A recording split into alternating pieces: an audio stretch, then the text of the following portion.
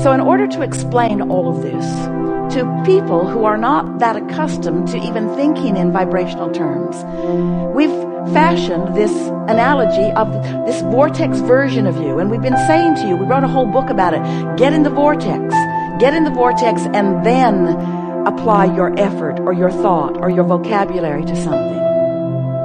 Today we're taking that vortex version into something that's easier for you to understand by reminding you that there is this high-flying vortex version of all that you want.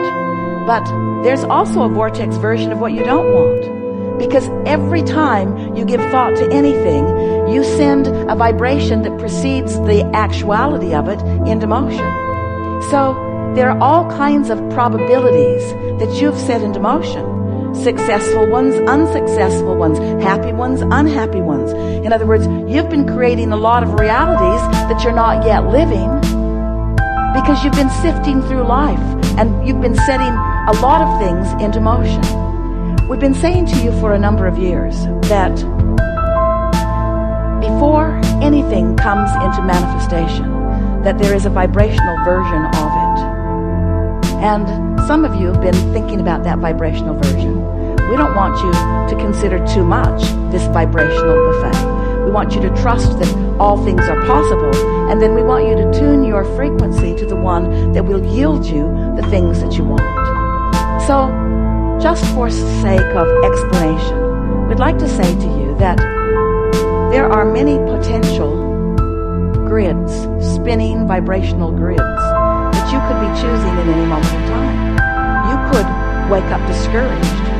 And if you think about why you're discouraged and talk to even one person about it, you can get momentum of discouragement going, and that's your grid. And we don't want to upset you, ever, but we do want to tell you how it is. That grid that you establish first thing in the day is most likely the grid that you will keep going mostly through the day, because momentum which is perpetuated by law of attraction, says that it is most likely.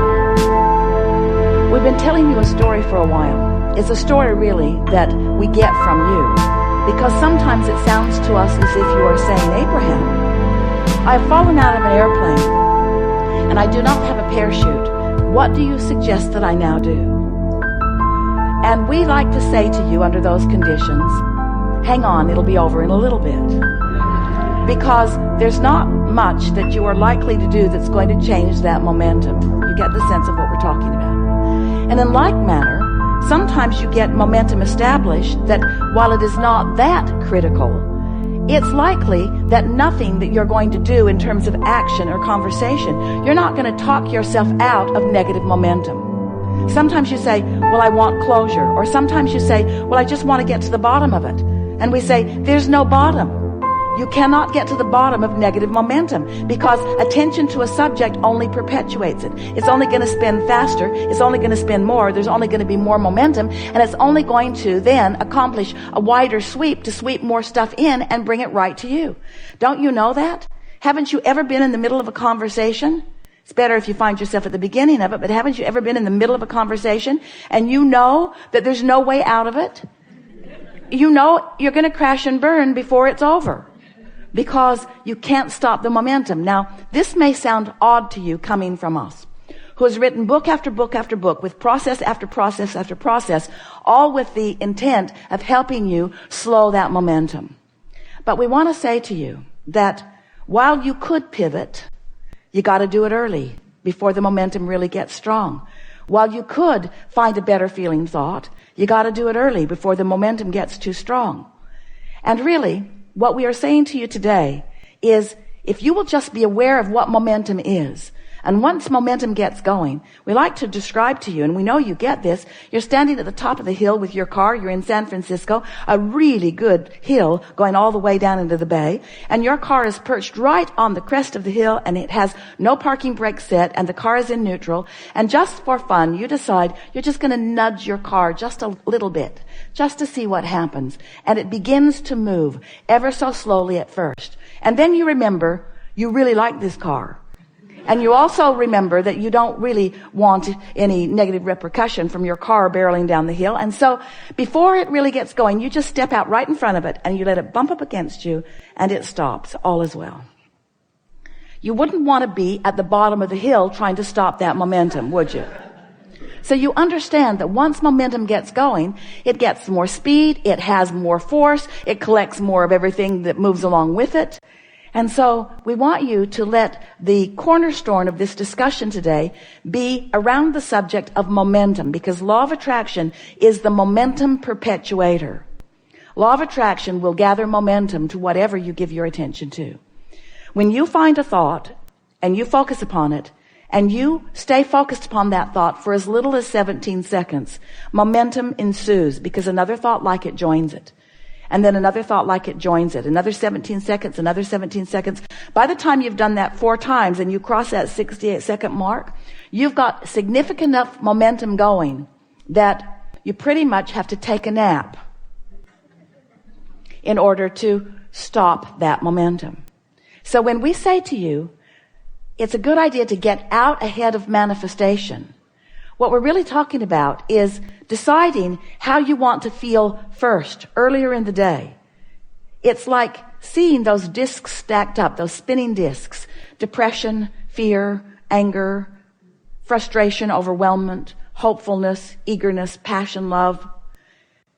And if you could just see them stacked up, and early in the day, before any other momentum has been established within you, decide that you want to jump on this disc, and jump on that high-flying disc, and set forth a thought, a pure thought that has no resistance in it.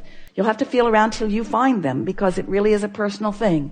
If you can maintain that thought for as little as 17 seconds, it is our promise to you, momentum will take you from there. And another 17, and another 17. If you can pick your disc early in the day, then you have a very good chance this day of making it through breakfast.